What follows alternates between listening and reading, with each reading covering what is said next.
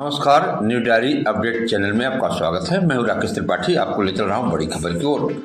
पत्नी ने हत्या की, फिर 10 बार सांप से डसवाया, बॉयफ्रेंड के साथ मिलकर मर्डर किया, दोनों गिरफ्तार। मेरठ में फिर मुस्कान जैसी वारदात।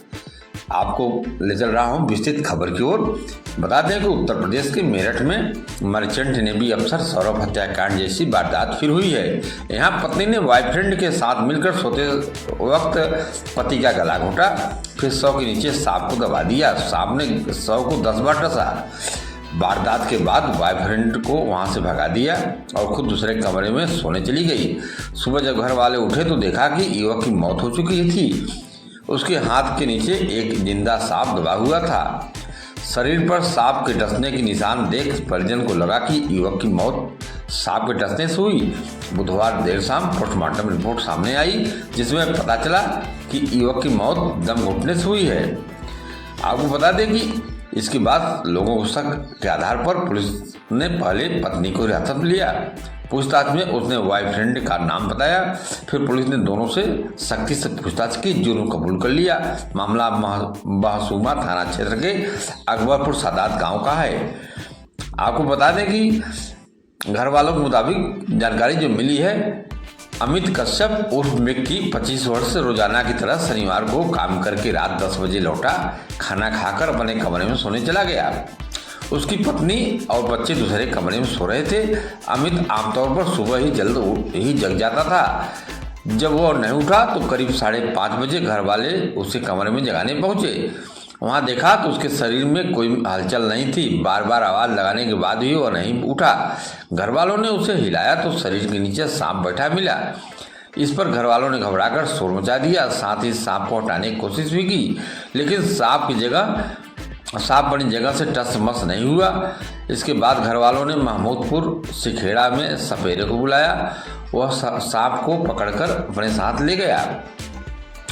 आपको बता दें, घर वाले अमित को डॉक्टर के पास लेकर गए, लेकिन तब तक उसकी मौत हो चुकी थी। इसके शरीर पर 10 जगह सांप के काटने के निशान मिले। इन्हें देखकर परिजन को लगा कि अमित की मौत सांप के काटने से हुई है। घर वालों की सूचना पर पहुंची पुलिस ने जांच पड़ताल के बाद शव को पोस्टमार्टम के लिए भेज दिया। बता दें कि पुलिस के मुताबिक बुधवार को अमित की पोस्टमार्टम रिपोर्ट आई। इसमें पता चला कि अमित की मौत सांप के डसने से नहीं बल्कि दम घुटने से हुई।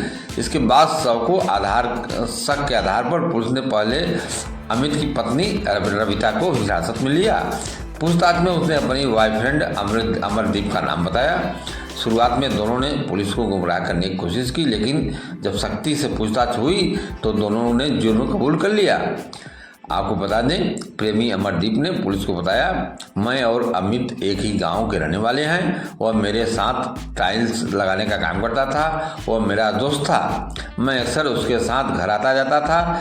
करीब 1 साल पहले उसकी पत्नी रविता से मेरा अफेयर हो गया। जब अमित और उसकी भनक लगी तो उसने मिलकर उसे रास्ते से हटाने की साजिश रची। बता दें कि वारदात वाले दिन रविता अमित के साथ सहारनपुर में मां शाकुंभरी देवी के दर्शन के लिए गई थी। लौटते वक्त उसने मुझे फ़ोन किया, कहा कि सांप की व्यवस्था कर लो, आज रात को अमित की हत्या करनी है। मैंने महमूदपुर सिखेड़ा गांव के एक सपेरे से एक वाइफर सांप 1000 रुपये में खरीदा। प्रेमी अमरदीप ने बताया कि शाकुंभरी दर्शन से लौटने के बाद रात में अमित और रविता के बीच झगड़ा हुआ। यह बात रविता ने मुझे फ़ोन पर बताई थी। शनिवार 12 अप्रैल रात जब घर के सभी लोग सो गए तो रविता ने मुझे फ़ोन कर बुलाया। उसने मिलकर सोते समय अमित की गला घोंटकर हत्या कर दी। इसके बाद बिस्तर पर लाश के नीचे सांप को रख दिया। उसकी पूंछ अमित की कमर के नीचे दबा दी ताकि सांप भाग न सके और अमित की लाश को डस ले, जिससे लगे कि मौत सांप के डसने से हुई है। वारदात के बाद में वहां से भाग गया और रविता सोने चली गई। आपको बता दें, अमित और रविता की शादी 8 साल पहले हुई थी।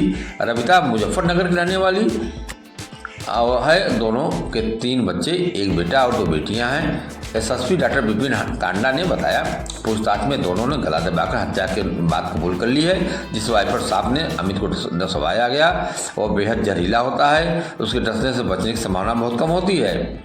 आरोपी प्रेमी अमरदीप ने बताया कि सांप वाला आइडिया रविता का था। उसने कहा था कि सांप ले आओ, सांप से कटवा देंगे। फिर मैंने गांव के लड़के राजकुमार से बात की तो उसने मुझे सपेरे के नंबर दिए। फिर मैंने सपेरे से सांप लिया और झोले में रखकर ले आया। घटना वाले दिन रात में रविता को फ़ोन किया, बोली आ जाओ, अमित सो गया है। मैं पहुंचा, हम दोनों ने उसका गला दबा दिया। फिर चारपाई पर झोला रखा तो सांप अपने आप बाहर निकला। फिर हम लोगों ने अमित को उठाया और सांप की पूंछ वाला हिस्सा दबा दिया। फिर मैं चला गया। हत्या की प्लानिंग 6 से 7 दिन पहले की थी। अमरदीप ने बताया 23 मार्च को अमित और मेरी लड़ाई हुई थी। उसने मेरा हाथ काट दिया था। फिर उसने मेरे पीछे लड़के लगा दिए थे। एक लड़का पीछा करते हुए मेरे घर में आया था। अमित चाहता था कि तुझे भी काट दूंगा और कहता था तुझे भी काट दूंगा, उसे रविता को भी काट दूंगा। ये बात मैंने रविता को बताई थी। फिर एक दिन रविता ने फ़ोन कर मुझे बताया, मुझे अमित मारता है, बेल्ट से पिटता है। मैंने कहा कि थाने आओ, शिकायत करो। रविता बोली थाने आने जाने नहीं देता है। फिर मैंने कहा कि तलाक ले लो। रविता ने कहा कि वह तलाक नहीं ले रहा है। रविता ने बताया कि अमित मेरे साथ रोज मारपीट कहता था कि तुझसे धंधा करवाऊंगा। अमित ने ही अमरदीप से बात कराई। जब हम लोग करीब आ गए तो मारपीट करने लगा। अमरदीप ने गला दबाया, मैंने मुंह दबाया और हाथ पकड़े रखा। सांप अमरदीप लाया था। आपको बता दें कि यह घटना पिछले शनिवार की है। बुधवार को पोस्टमार्टम रिपोर्ट आई है। इसके बाद इसका खुलासा हुआ है। हालांकि पत्नी सहित प्रेमी को पुलिस ने हिरासत में ले लिया है। यह खबर बताने का मेरा एक मकसद था कि लोग ऐसे खबर को जानकर जागरूक हों, सावधान हों कि इस समय किसी का विश्वास करने लायक नहीं है। पति ने ही उसके प्रेमी को उससे बात कराई थी, उसकी नज़दीकियाँ उससे बढ़ी और उसी ने मौत का कारण बन गया। इसलिए जागरूक रहिए, अपने को जागरूक रखिए, एक दूसरे के प्रति भाव पैदा करिए, एक दूसरे के प्रति जीने मरने की अगर कसम खाई है, पति पत्नी शादी विवाह हुआ है तो इसको निभाने की भी कोशिश करिए और जितना तक हो सके आस्तिक बनकर रहिए और भगवान ईश्वर के शरण रहिए तो वो अच्छा बुद्धि प्रदान करेंगे, जिससे गलत रास्ते पर जाने से रोकेंगे। खबर अच्छी लगे तो शेयर जरूर करिए, अपना सुझाव कमेंट बॉक्स में दीजिए। नमस्कार।